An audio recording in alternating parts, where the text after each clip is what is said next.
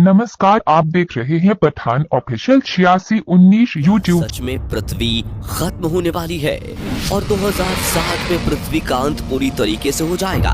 आखिर क्या वजह रहेगी पृथ्वी के विनाश की? क्या कहते हैं वैज्ञानिक के दावे पृथ्वी के अंत के बारे में?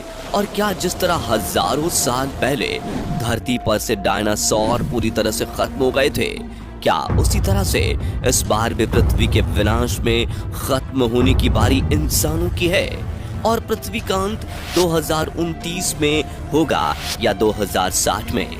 दोस्तों, अगर आप भी जानना चाहते हैं कि पृथ्वी का अंत कब और कैसे होगा, तो आज का यह वीडियो आपको पूरा जरूर देखना चाहिए। बस वीडियो को स्टार्ट करने से पहले वीडियो को एक लाइक करके चैनल को सब्सक्राइब कर लीजिए, क्योंकि यह वीडियो हमने बड़ी मेहनत से बनाई है। चलिए शुरू करते हैं। दोस्तों, इस संसार का एक नियम है कि जिसका जन्म हुआ है उसका अंत भी एक ना एक दिन जरूर होता है, और यह नियम पृथ्वी पर भी लागू होता है, क्योंकि अगर पृथ्वी का जन्म हुआ है तो इसका अंत भी जरूर होगा। और ऐसा भी नहीं है कि पहले कभी पृथ्वी पर मौजूद जीवन का अंत ना हुआ हो। आज से हजारों साल पहले धरती ने अपने स्वरूप को बदला था और एक एस्टेरॉयड के धरती से टकराने के बाद हमारी पृथ्वी लावे की तरह दहकने लगी थी और डायनासोर जैसी भयानक प्रजातियों का पूरे तरीके से अंत हो गया था। लेकिन अगर आपको यह खबर मिले कि ऐसी ही घटना दोबारा से होने वाली है, तो यह खबर वास्तव में रोंगटे खड़ी कर देने वाली है। तो चलिए आपको बताते हैं कि वैज्ञानिकों की हुई रिसर्च में कौन कौन से दावे सामने आए हैं और आखिर कौन से वैज्ञानिकों की भविष्यवाणियों के आधार पर पृथ्वी के अंत का दावा किया जा रहा है। तो दोस्तों, हमारे ब्रह्मांड में कई ग्रह मौजूद हैं, जिनमें से एक पृथ्वी है, जिसका निर्माण लगभग 4.5 अरब साल पहले हुआ था। और पृथ्वी हमारे सौर मंडल का तीसरा और इकलौता ऐसा ग्रह है जिस पर जीवन संभव है। वैज्ञानिकों का दावा है कि पृथ्वी पर जीवन का अस्तित्व लगभग 3.5 अरब सालों पुराना हो चुका है, और इस लंबे समय के दौरान पृथ्वी ने कई नेचुरल और मैन मेड डिजास्टर फेस किया, जिन्हें देखते हुए पृथ्वी के अंत के दावे को नकारा नहीं जा सकता है। दोस्तों, हमारे वैज्ञानिकों का दावा है कि पृथ्वी पर ऐसा संकट मंडरा रहा है जिसकी आप कल्पना भी नहीं कर सकते। दरअसल हम बात कर रहे हैं अंतरिक्ष में मौजूद एक एपोफिस नाम के एस्टेरॉयड की, जो तेजी से धरती की ओर बढ़ रहा है। नासा के वैज्ञानिकों का ये कहना है कि अगर इसी तेजी से ये एस्टेरॉयड धरती की ओर बढ़ता रहा तो ये एस्टेरॉयड 13 अप्रैल 2029 को धरती से टकरा सकता है।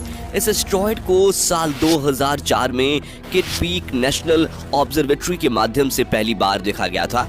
अब कोई भी एस्टेरॉयड जिसकी धरती से टकराने की संभावनाएं होती हैं, हम सबसे पहले उसके आकार को देखते हैं, तो ये एस्टेरॉयड 370 मीटर बड़ा है।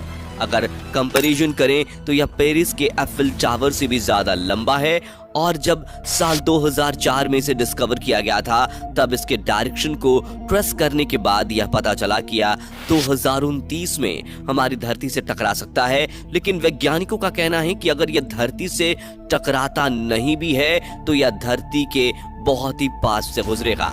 नासा के कुछ अधिकारियों का कहना है कि एस्टेरॉयड जियोस्टेशनरी सैटेलाइट की तुलना में ज्यादा करीब है, जो 22,370 मील यानी कि 36,000 किलोमीटर की दूरी पर पृथ्वी की परिक्रमा करते हैं। यह इतिहास में पहली बार होगा कि कोई एस्टेरॉयड पृथ्वी के सबसे पास से गुजरेगा या इतने करीब से गुजरेगा। इसे देखने के लिए आपको किसी टेलीस्कोप की जरूरत नहीं होगी, आप इसे खुली आंखों से ही देख पाएंगे। सबसे पहले यह ऑस्ट्रेलिया के साउदर्न हेमिस्फीयर में दिखाई देगा, फिर भारतीय ओशन की तरफ बढ़ेगा। इस एस्टेरॉयड की स्पीड इतनी होगी कि अटलांटिक ओशन को पार करते हुए अफ्रीका को क्रॉस करने में इसे ज्यादा से ज्यादा सिर्फ 1 घंटा ही लगेगा।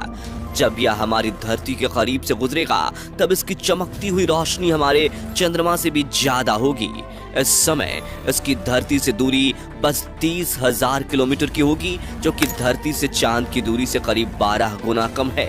अब इतनी करीब आने के चलते अगर यह धरती के ग्रेविटेशनल फील्ड में फंस जाए तो शायद यह धरती के लिए बहुत ही सीरियस इशू बन सकता है। तो अगर यह एस्टेरॉयड लंदन जैसे शहर से टकराया तो यह लाखों लोगों को मिटा देगा और लगभग 3 मील चौड़ा एक गड्ढा बना देगा।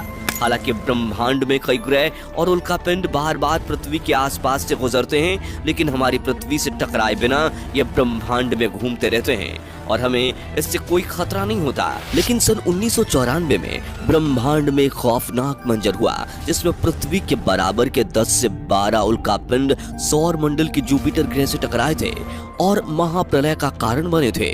उस महाप्रलय में इतना विनाश हुआ कि उससे निकली आग जुपिटर से आज तक शांत नहीं हुई है और इसलिए वैज्ञानिकों का कहना है कि हो सकता है भविष्य में यही घटना पृथ्वी के साथ घटे और फिर पृथ्वी के विनाश को कोई नहीं बचा पाएगा।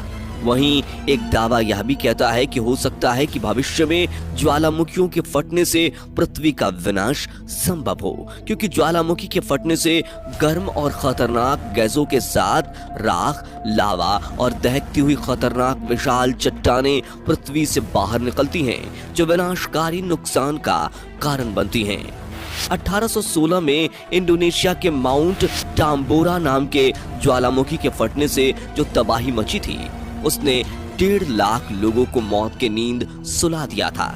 और यह भीषण तबाही एक साधारण से ज्वालामुखी से हुई थी, तो आप खुद सोचिए कि अगर पृथ्वी में मौजूद भयानक ज्वालामुखी फटने लगेंगे तो पृथ्वी का क्या हाल होगा, क्योंकि इन ज्वालामुखी के फटने से जो लावा निकलेगा वो ब्रिटेन देश से भी 8 से 10 गुना ज्यादा बड़ा हो सकता है और जिसकी वजह से आकाश में घने काले धुएं के बादल बनेंगे और कई हजारों सालों तक सूरज की रोशनी पृथ्वी पर नहीं आ पाएगी, जिसकी वजह से पूरी पृथ्वी एक बार फिर बर्फ की चादर के नीचे दब जाएगी। वहीं अगर आप वैज्ञानिकों के दावे नकारते हैं तो कई सभ्यताओं और धर्मों में भी पृथ्वी पर प्रलय, कयामत या विनाश की भविष्यवाणियां की गई हैं कि जब कलयुग का अंत होगा तो सूरज का तापमान अपने चरम पर हो जाएगा। लेकिन दोस्तों, हमारे वैज्ञानिक धर्म को नहीं मानते, इन्हें हर बात का पुख्ता प्रमाण चाहिए। तो इसी के चलते नेचर जियो साइंस में छपे शोध में खुलासा हुआ है कि पृथ्वी के खात्मे में सूर्य बड़ा रोल निभाएगा। ये इतना ज्यादा गर्म हो जाएगा कि पृथ्वी से ऑक्सीजन को खत्म कर देगा और यह तो सभी जानते हैं कि ओजोन परत धीरे धीरे नष्ट हो रही है, जिसकी वजह से सूरज की किरणें पृथ्वी पर कहर बरपा रही हैं। दोस्तों, हमारा सूरज 4.5 बिलियन यानी 460 करोड़ साल पुराना है। उससे आज का सूरज 20% ज्यादा बड़ा है और इसका टेम्परेचर बढ़ता ही रहेगा और ऐसे एक्सपेंशन की वजह से 7.6 बिलियन साल के बाद वह अपने मैक्सिमम साइज लिमिट तक पहुंच जाएगा और रेड जायंट में तब्दील हो जाएगा। तब वह अभी के मुकाबले 3000 गुना ज्यादा ब्राइट होगा और बढ़ते साइज के साथ सूरज धीरे धीरे अपने पास के प्लेनेट को निगलना शुरू कर देगा। सबसे पहले मर्क्यूरी यानी बुध ग्रह को, फिर वीनस यानी शुक्र ग्रह को और आखिर में हमारी पृथ्वी को। जब तक धरती की बारी आएगी तब तक तापमान इतना ज्यादा बढ़ जाएगा कि यह सूरज जो हमें अभी जिंदगी देता है, वही सूरज हमें अपनी तीव्रता से हमारी धरती के जीवन को खत्म कर देगा। समुद्र और नदियां सूख जाएंगे, धरती पर बारिश का नामो निशान नहीं होगा और सूरज भीषण आग उगलेगा जो धरती को पाताल लोक तक भस्म कर देगी और लगातार इस गर्मी के चलते सब कुछ चलकर राख हो जाएगा। वहीं लॉ ऑफ ग्रेविटी की थियरी समझाने वाले the father of modern science Newton के अनुसार ये दुनिया सन 2060 तक खत्म हो जाएगी। न्यूटन ने 1704 में कहा था कि 2060 तक धरती खत्म हो जाएगी। खास बात यह है कि न्यूटन ने यह ऐसे ही नहीं कहा था, बल्कि इसके पीछे न्यूटन ने दुनिया के खत्म होने का एक फॉर्मूला भी दिया था, जो कि 1727 में उनके मरने के बाद उनके घर के नोट्स और चिट्ठियों में दर्ज था, जिसे सारा ड्राई ने अपनी किताब द न्यूटन पेपर्स में साफ साफ बताया। गति के नियमों के तमाम फॉर्मूलों का आविष्कार करने वाले न्यूटन ने उस नोट में ये कहा था कि एक समय ऐसा आएगा कि पृथ्वी के घूमने की गति बदल जाएगी, जिससे दिन और रात आधे हो जाएंगे और वर्ष 2060 के बाद पृथ्वी पर समय बिल्कुल ही खत्म हो जाएगा।